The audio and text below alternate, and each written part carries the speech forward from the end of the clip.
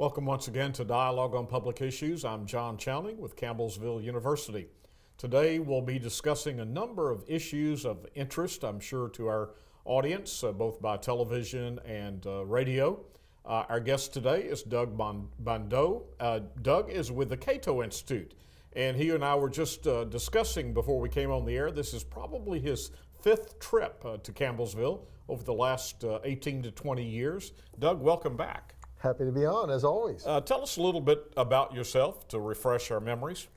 Well, I call myself a policy nerd. Okay. I'm involved in public policy. I work with a research organization called the Cato Institute.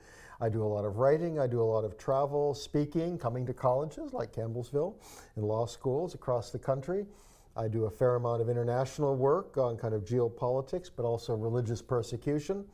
It's a very satisfying work, and a kind of intellectual curiosity. It helps satisfy, and it's a lot of fun to be able to travel the world and to meet people around the country. Now, tell us about the Cato Institute. What does the Cato Institute do? I'm familiar with it. Our audience may not be. Well, Cato is one of many large think tanks. It's in the same universe as, say, a Brookings Institution, American Enterprise Institute, Heritage Foundation. All of these have somewhat different perspectives, but all of them seek to influence public policy. We cover domestic as well as foreign policy issues. We hold conferences, write papers, write articles, we travel, we speak. The idea is to try to speak to the American people, speak to policymakers and journalists, and help nudge the policymaking process in a direction that we would prefer. Is it fair to say Cato has a little bit of a libertarian lean? Is that fair? Absolutely. We would say kind of politically, in a broad sense, we're libertarian. We're not partisan. We're not tied to any party. We talk to everyone. But kind of in an ideological sense, certainly libertarian would be the best description of us. Anytime you come, I always ask this question. You worked as a special assistant to President Ronald Reagan, and even had you here on the 100th birthday, I think, of Ronald Reagan, about his presidential legacy. How would you describe the Reagan legacy? How would you rate him as a president? What are some of the primary contributions that we still talk about and celebrate these many years after his presidency? I think he was very important. He came at a time of a lot of self-doubt, of frustration. He came after the tragedy of Richard Nixon's presidency, the ineffectiveness of Jimmy Carter's presidency. He came at a time where I think Americans had lost a lot of self-confidence. The role of government was increasing. You saw questions being raised about kind of what our future direction would be. And he came on the scene, I think, speaking very eloquently about the importance of liberty for the American experiment, looking at the foundation of the United States, seeing it as really critical to the world, the idea of a city on a hill, the notion that America represented something very important. He was, I think, very dramatic in reasserting American leadership, confidence in America, convincing Americans that we could take on this role, we could meet the challenges.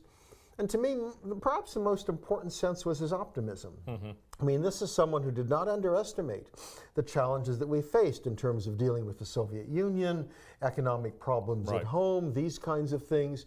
Nevertheless, he never doubted that we could come together. And I think in contrast to some of the voices we hear today, this is a man who really saw us as Americans working together, overcoming these challenges, somebody who called to our better angels, somebody who I think has left a legacy of that optimism, that positive sense. You really may help make you proud to be an American. You understood what it was and why America is so different and so important compared to other countries. He didn't back down from his principles, but yet he was willing to sit down and dialogue and even compromise, was he not, with his political opponents? Ronald Reagan was very practical. I mean, he was a politician. You wouldn't have been elected twice to be governor of California if he wasn't. And he was very effective. He won by big margins. He worked with Democratic legislatures. When he took office as president, he had to deal with the Democratic House of Representatives. And he was very pragmatic. He knew what he wanted to achieve. He prioritized. He emphasized things. For example, winning the Cold War. He understood how important that was. But he could also sit down with House Speaker Tip O'Neill and so understand that they were both legitimate leaders. They were both elected in a democracy. They both had responsibilities. And he knew they had to work together, that this is something where Americans expected that, and they did, and he got the job done. I think he deserves credit for that. Do you think history will consider him in that top tier of presidents? Yes, I think that we've seen, even just in the few years since he was president, even among historians on the left, especially a growing respect for how he handled the Soviet Union, the Cold War, that this is a man who, no one person deserves credit for ending the Cold War. I mean, George H.W. Bush was very important and kind of follow on. Mikhail Gorbachev was critical to have someone on the other side who was willing to deal, willing to see the system dismantled. Nevertheless, Reagan, I think, had that understanding that this was an unnatural system, that communism is something that could not survive over the long term. He understood the power of liberty. He was willing to, he was not a militarist, despite what people thought. This is a man who was horrified by the thought of nuclear war, but he understood how to make that moral challenge. And to me, that's that sense of you go to Berlin and you say, Mr. Gorbachev, tear down this wall. He called the Soviet Union an evil empire, and it was. He made a moral challenge. I think that, looking back, this was a hinge point. He helped in terms of domestic policy with the tax cuts, taking on some of the spending, talking about the importance of deregulation in markets, but internationally as well, that sense of the message of freedom, and it resonated around the world. I think historians will recognize that for decades to come. You wrote not long ago a column titled "A Century Later, the Versailles Treaty Still Haunts Our World." Remind our audience about the Versailles Treaty 100 years ago and why it's still impacting the world a century later following World War I. Well, in my view, World War I in many ways was perhaps the great tragedy of recent human history. I mean, World War I came at a time where you had kind of authoritarian regimes that were liberalizing. You had a German Empire, a Russian Empire, Austro-Hungarian Empire, all of which were kind of moving in the right direction. You had a time of growing trade. You had kind of a liberalization, more markets. People were growing wealthier. I mean, Europe had a sense of hope, and then it plunged over this abyss. And the outcome of World War I, it gave us Nazism, fascism, and communism. I mean, one cannot imagine a worse, horrific kind of consequence. The Versailles Treaty in 1919 sought to reorder and kind of recreate this world, and unfortunately it failed. And a generation later we had World War II, an even worse conflict, a more destructive, more devastating. That conflict destroyed the Nazis, thankfully, but it left us with an empowered Soviet Union, that evil empire that Ronald Reagan talked about. And we see today some of these conflicts are still there. What we see going on, in the Middle East, for example, is kind of a breakdown of boundaries that came out of World War I. And I think it shows the tragedy of human beings kind of social engineering, trying to come up with political settlements that aren't realistic. These things live on, and a century later, we're still dealing with them. One of the outcomes of World War I, correct me if I'm wrong, the Ottoman Empire went down. It fell apart as part of the war, and then the British and others went in and tried to establish these artificial boundaries in the Middle East that didn't really go along with tribes or ethnicities and so forth. And as you say, we're still today, some of the battles we see and ethnic rivalries we see in the Middle East are a result of that. Exactly. The Sykes-Picot treaty, the French and British got together and drew lines. The conflict between Iraq and Kuwait. I mean, Iraqis view Kuwait as being part of Iraq. Iraq has three different groups: Sunni, Shia, and Kurds. Kurds are distributed in multiple countries. One thing after another is kind of a conflict that was embedded in that line drawing after World War I, and we're still paying that price. President Trump recently announced plans to withdraw our presence in Syria. Now, I think that's been not as dramatically or as quickly as he initially announced, but with a statement that Turkey would take care of ISIS. Is that a realistic assumption, or is it just a hope? Should the U.S. have concerns if we withdraw completely about Turkish aggression against the Kurds and who have been, quite frankly, our allies and some of the best fighters both in Syria and Iraq? Well, Turkey is problematic in a number of areas. One of them is the treatment of the Kurds within Turkey as well as those without. The problem is that The Kurdish forces within Syria do have connections with those in Turkey. This is a long-term conflict, frankly, the U.S. really can't stop. Right. This is something that's very deep within Turkish DNA. They're very concerned about separationism. The United States, I think, is rightly concerned about the Kurds, but unfortunately, it's very hard for the U.S. to try to protect the Kurds. We didn't. A year and a half ago, Kurdistan within Iraq had a referendum on independence. All of the surrounding countries, including Iraq, came against that, isolated Kurdistan, and frankly, the U.S. was not going to stand against Turkey there or Iraq. Unfortunately, in my mind, the Kurds in Syria, their best bet probably is to work with their own government to try to protect them from Turkey. In essence, if the Syrian government controls the border, Turkey's much less likely to get involved. It's not a good solution. As for ISIS, I think what the U.S. did is what it had to do, which is it eliminated essentially the power of the caliphate. That is, ISIS territory, what its initial objective was, is to be, in a sense, a country, is gone. There are going to be ISIS fighters around. It's going to still appeal to people as being, this kind of Islamist vision. But frankly, the U.S. really can't stop that.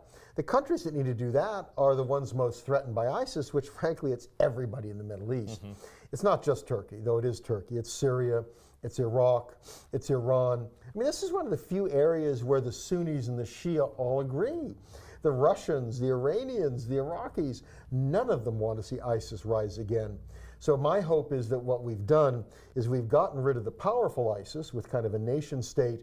We've left the remains, and the remains the other countries have to deal with. The U.S. can't do this for them.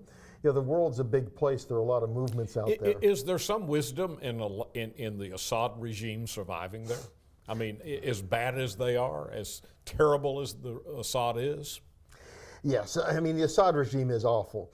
But the reality is, all of the participants in that civil war were pretty awful. The moderates who the U.S. theoretically supported were never very powerful. The U.S. ended up supporting the al-Qaeda affiliate because it wanted to get rid of Assad. I mean, these are the people who are linked to the folks who brought down the Twin Towers. I visited Syria back last August, and if you talk to Christians, you talk to Alawites, you talk to other religious minorities, they all made the point, if you want to bring down Assad, the question is what is next? Their view was that he was the only thing between them and the chaos and the jungle, as they put it. They saw the movie in Iraq. The Christian community there was devastated, and more than half of it was gone. Many of those people fled to Syria. So my reaction is, it's not U.S. place to try to put a regime in or out in a country like Syria, but before you try to take one out, you have to know what you think is going to come in. Our experience in Iraq was not good. We shouldn't go around blowing up regimes like Libya as well, unless we actually know there's going to be a better outcome. Frankly, from American standpoint, I prefer having Assad than ISIS in control of Damascus. Aside from the fact that in Iraq there weren't weapons of mass destruction that we found, at least, it's been chaos since we replaced and got rid of Saddam Hussein. He was a force of stability and a deterrent on Iran. That's exactly right. The U.S. Army has just published a 2-volume history of the war in Iraq. And the conclusion that stands out is they say the chief beneficiary of that war is Iran. It's one of the extraordinary ironies, is that in fact, we destroyed the indigenous Christian community, we empowered Iran. Between 200 and 400,000 Iraqis probably died in that conflict. Several thousand Americans died, tens of thousands of Americans injured. We're going to deal with those consequences for a long time. And ISIS exists only because of that war. It's an outgrowth of al-Qaeda in Iraq. Extraordinary tragedy. I think it shows the tragedy of good intentions. No one in America intended that, but the policy turned out to be disastrous. What do we do in Afghanistan? Now the longest war in American history, if you will. Well, and we're not winning. What's amazing there is that we've been involved in Afghanistan longer than World War I, plus World War II, plus the Civil War, plus the Spanish-American War, plus it's mind-blowing. I've been there twice. I went once as a guest of NATO. I mean, it's a tragedy because there are good people there who want to live in a liberal society. I don't see how we can give that to them. The notion we're going to create a democracy, a liberal democracy, centralized government in Central Asia, isn't going to happen. I think this is one where, in essence, what we want to do is draw in the surrounding powers and say they need to work on this to try to create some kind of a stable environment. And my hope is that you can get within Afghanistan, probably a fractured regime where, our friends may hold Kabul, other areas will be the Pashtuns and the Taliban, other areas, if you go up to a Mazar up to the north or Herat to the west, you have different groups, Tajiks and others, that our best bet is that they can kind of sort this out, that there'll be less conflict, and frankly, the U.S. should go home and let this, it's a tragedy, but let this happen. Aren't we now negotiating with the Taliban? We are. Look, the problem with any negotiation with the Taliban is how do you actually enforce that? Unless we're willing to keep troops around to enforce a peace agreement. To my mind, what you really want to do is make very clear to the Taliban one thing, which is if they tolerate terrorists who train and act against America, we will be back with a vengeance and they will no longer be in power. They will regret it. And my guess is, frankly, the Taliban will respect that they paid a very high price for Osama bin Laden's activities. That's the one thing we really care about. Don't attack us. Otherwise, we're willing to live with whatever comes out of that system, whether or not we like it. We can accept that. And to me, that's a message we can send. We don't have to negotiate over that. We can just make very clear. American power will reach them if we are attacked. Otherwise, we'll accept it. Do you think the United States, we have to acknowledge that we cannot force our way, our political system upon other nations? I mean, we spent most of the 20th century essentially trying to do that. We had very little success.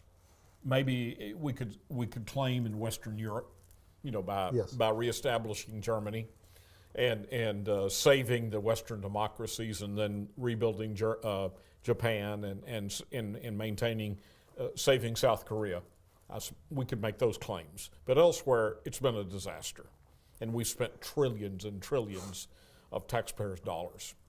Yeah, I think there's something very different about, kind of saving, in a sense, a country that's real and perhaps changing its leadership as opposed to rebuilding and recreating a nation that doesn't really exist. What I tell people is, most conservatives I deal with don't believe in social engineering. They realize how hard it is to reach into a community, a family, and a person and transform them. Yet some of these same people want to engage in social engineering abroad. And of course, it's far harder. We want to reach into other societies. We want to transcend history, religion, ethnicity, geography. How do you do that? I mean, see that in the Middle East, see that in Afghanistan, see that in so many of these places. So I think we should be much more humble in our aspirations. I mean, George W. Bush originally talked about a humble foreign policy. It makes sense. I mean, hubris, I think, is an extraordinary problem, for us. Let's have much more limited ambitions. We understand politicians in Washington, while they may be well-intentioned, they're sinful human beings. They suffer the same limitations as anyone else. Give them extraordinary power, it doesn't mean they're going to be able to use it well. So abroad, I think we want to definitely defend America, make sure that we preserve our own society, protect our society. I do think we want to be an advocate, a representative of our values. There's something very important in both the Judeo-Christian ethic that we promote, human rights, democracy. These are things we should model first in our own society, and the things I think we can stand for. But we should be very, very hesitant trying to impose these on other societies. Where's that balance, and I think you're alluding to that in essence, between the aggressive foreign policy of so-called neocons and a more isolationism of a Ron Paul, for example, over on the other end of the spectrum? Well, I like to call it non-interventionism. I mean, to my mind, America should be engaged in the world. I travel a lot. I love the world. It's fascinating. It's incredible. And what I tell people is the best ambassadors for America are Americans. Americans are well liked overseas. You poll, what you find is people in other countries, including Muslim countries and Arab countries, what they really don't like is the U.S. government and U.S. government policy. So I want an America that trades. I want an America that cooperates on environmental issues where it makes sense. I want an America where I believe actually we should bring refugees. I mean, there are obviously issues in terms of how you handle immigration, but there are people of oppressed peoples. You want to be a sanctuary for them. We want to, I think, be engaged in international culture and exchanges. The world's a fascinating place. War should be the last resort. So let's be out there. Let's show what America is. The city on a hill, as Ronald Reagan called it. But let's be very hesitant before we bring in military force. Are you concerned about protectionism and isolationism and nationalism? Three isms, if I may, that I'm not saying they're the prevailing notion in Washington right now, but they certainly have gained ground in the last 3 or 4 years. Well, yeah, I think they are all very worrisome. I mean, free trade is a good thing for America. We have grown wealthier because of it. I mean, there really is no doubt there that you expand markets. I think where we may have fallen short is recognizing and taking care of people who lose as part of that process. The question is, how do you ensure, as a good society, that you're helping people who suffer in that process? But we certainly don't want to close that off. Yeah, the notion of isolationism, we don't want to isolate America from the world. I mean, I think America has so much to give the world, and we have so much to benefit from it. I do a lot of work on religious persecution. I mean, I work with groups in other countries. I want to publicize. I want to show what's going on. We don't want to isolate. We want to be out there. And nationalism, I mean, I think there's a difference between nationalism and patriotism. We want to be very careful on that. That yeah, it makes sense to be proud of our country, be loyal to our country. But we don't want to get kind of lost in this triumphalism that all that matters is our kind of our system. That in fact, no, I think as good people that we can learn from others, we can teach others. Let's be very careful there that we are a human community. We have brothers and sisters abroad. We can work with them. America deserves respect, deserves love, our attention. But let's not go overboard. And I worry that sometimes we kind of jump over that hill. North Korea gains a lot of attention, has been a major issue for the Trump administration. The first year or so of President Trump's administration, the rhetoric between him and President Kim Jong-un was very, very harsh. Lots of threats being thrown.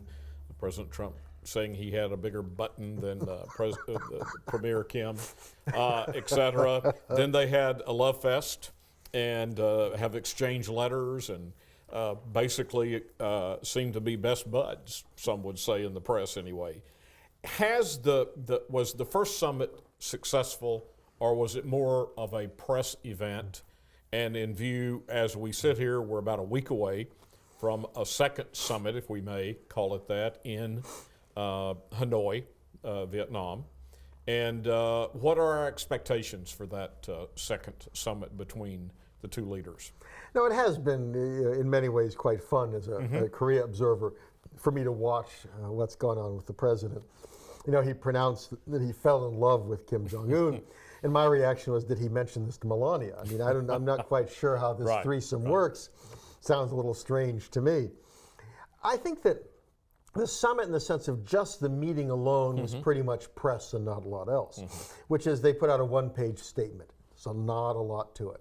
You know, the president seemed to take from that a North Korean commitment to give up its nuclear weapons. Virtually no one who's active on this issue imagines they will come forward, give up all of their leverage, and hope for the best. But I think there's a larger point that the president got right, which was trying to change the dynamic in his willingness to negotiate. That is, I think the evidence is that Kim Jong-un is different, which doesn't mean he's a liberal. This is not a Gorbachev. There's been no Sakharov released. I mean, this guy is very tough. Executed his uncle, had his half-brother murdered, has executed plenty of officials in his regime. He's very tough. But I think that he's much more modern. All the evidence is he wants economic growth. There have been reforms.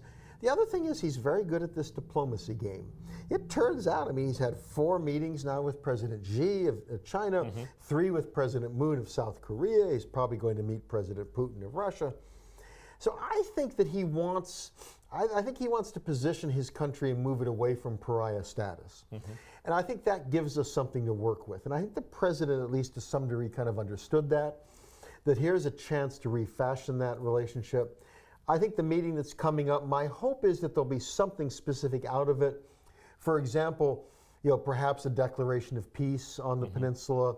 The North Koreans have made very clear. I've met with their UN diplomats in North Korea. I hope to go back. I've been there twice. I met last month with their diplomats in New York. They've all emphasized that their willingness to denuclearization, it's a process that starts with better relations. They want a peace regime of some sort. And I think this is a way to kind of move towards that. And then we have something to challenge them with and say, We gave you this, now we want to see something more. So I'm hopeful. This is a long process. I mean, Sure, U.S.-North Korean antagonism is a very long time.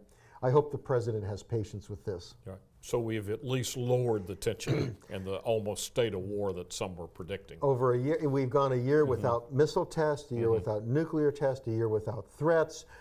I think this environment is much better for all of us. We're down to under 1 minute, but I wanted to ask you this question. We're 3 years into President Trump's presidency, 1 year away from the presidential election. How's he doing? How would you describe him ideologically? And do you think he's in good shape for re-election? Oh, this president is a very unique one. I've been in Washington a long time. He's very different. A lot of his policies are quite conservative. I think a lot of them conservatives have good reason to support. I think there's reason to be concerned about the tone and the way he handles himself. I think his biggest challenge is he hasn't really expanded his support. He's gone to his base a lot. You've got to attract other people. He lost moderates, he lost suburbanites in the off-term elections.